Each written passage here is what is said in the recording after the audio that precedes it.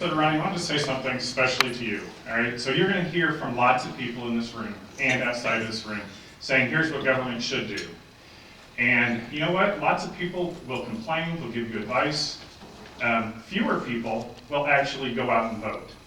And even fewer yet will actually do what you guys are doing, which is put your name on the ballot and run. Without people running, we have no choices. So whether we agree on policy or not, you are doing something that the vast majority of people will not do. So kudos to you for that.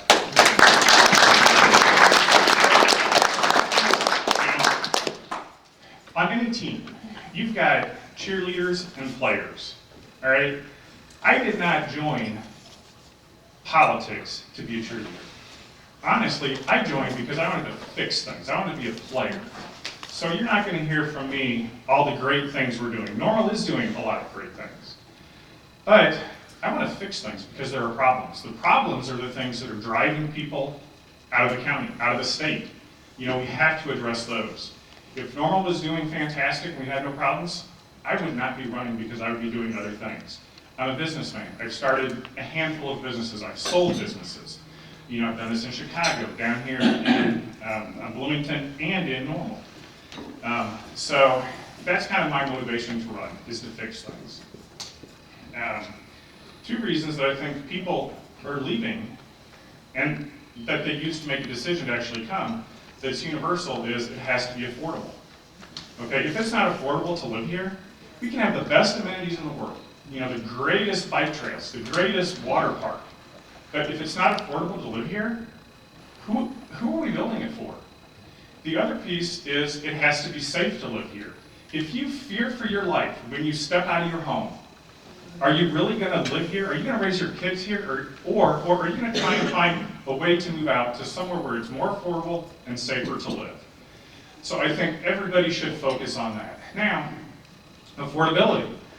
When you look at your property tax bill, 100% of those property taxes come from the county down. So all these offices that the folks are here talking about, we impact your property tax bill. All right, and a lot of the taxes you pay for, like hotel, for food, for all these other things, come from these boards. Well, when we raise these taxes unnecessarily, we make it less affordable to live here. All right, so when you have politicians that are at this level that say, hey, that's the state's fault, well, the state's not voting on raising your taxes for, say, the school, for the town of Normal, for all these other things. That is these local positions. These local positions do not get the press that the state and federal positions get, but we impact your daily life more than the state and federal politicians really do. So don't let people deceive you by saying, hey, that's someone else's problem. It is actually our problem. We have the power, if we are elected, to change that. Now, how do we change that? Well, if you look at state, federal, local boards, it is majority rule, all right? Whoever has the majority on the council, they do not need the minority's input.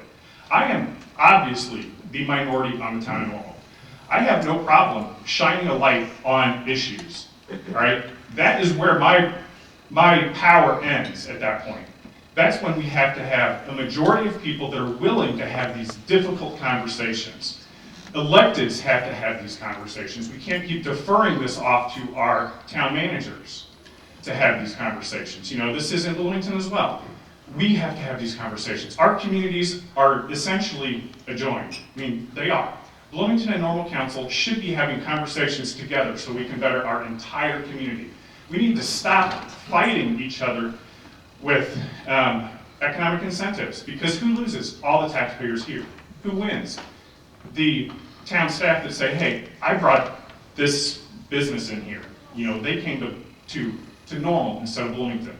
But it's at the expense of all the taxpayers. So we need to change that. We need to push back against that.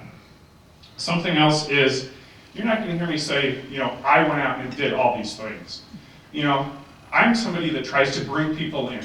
So just over the past 6 months, we collected, and a lot of people in this room are a part of that we collected over 5,800 signatures for a ballot initiative, for different people to run for office. You know, there's over 70 people that are collecting signatures for community-based issues and things. You know, granted, Some of that stuff is now heading into court, but I'm not doing all this on my own. I always try to bring people in. When I first got elected, Normal had a citizen summit. One of the first things I did is I tried to include as many people in the community to come out to that so that way your voice could be given for input. And you know what happened? The council, the mayor, the town manager, they got irate. And this was all public in the news, so I'm not making stories up, because I tried to include more people than just the few elected council members. At one of the first meetings we had as a council group, what was brought up was, hey, it doesn't matter what the citizens say, the only thing that matters is what the 7 people in this room say. Now, I kind of was insulted when I heard that, but now looking back, there is so much truth in that. Any of these boards you're on, the majority of that board dictates the way that that board goes. So we need to get these boards at least more balanced, okay? If they are so one-sided, the other side never has a chance for their voice to be heard. It's much better for voices to be heard and you to be outvoted than for you to be completely shut out of the conversation. The mayor, the town manager, and even some of my council colleagues, they tell me, Stan, hey, why do you keep doing this? You just need to agree. You know, and sometimes they've said, we didn't include you in these conversations because we have a supermajority already. Well, how? Well, talk to Pam Reese, talk to Mayor Coos, or FOIA my emails, and we'll see some of these things.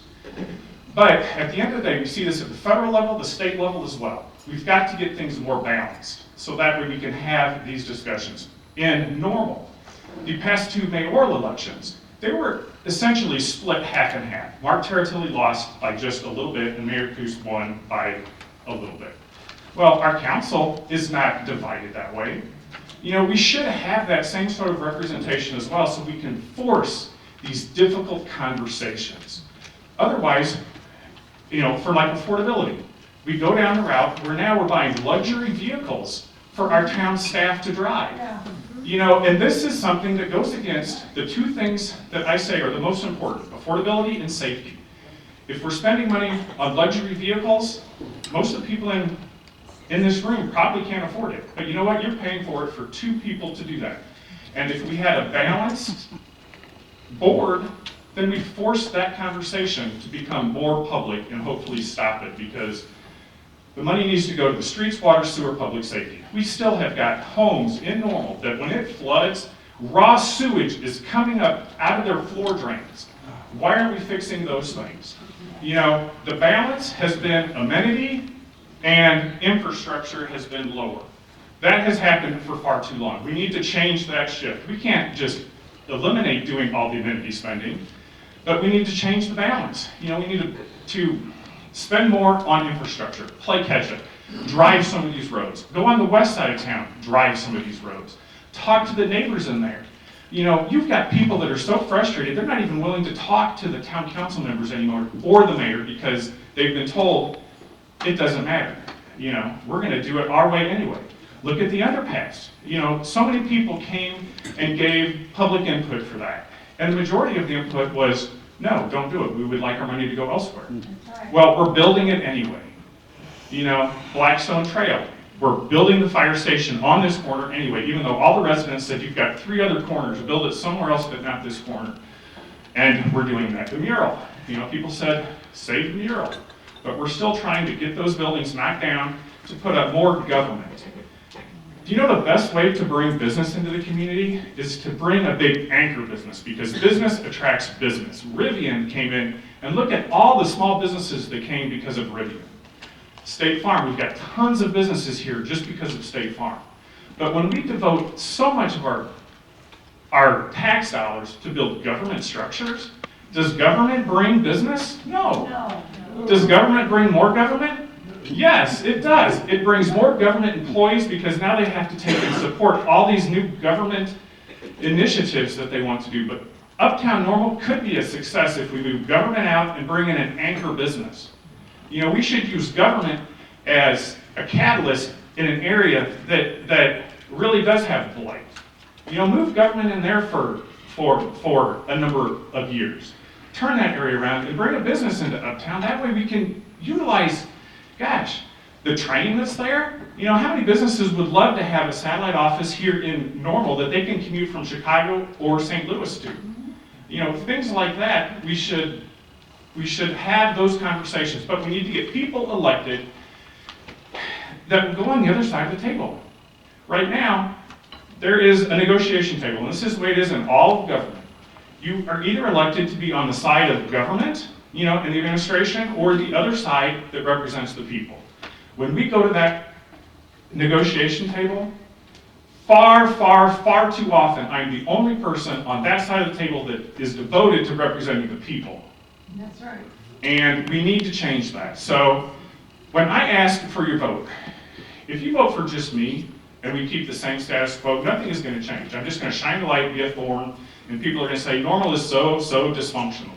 We've got to elect new people that will represent the people to restore that balance, or at least bring it close to somewhere balanced. So if you vote for me, don't just vote for me. You've got to vote for new people who will put the taxpayers first at that table.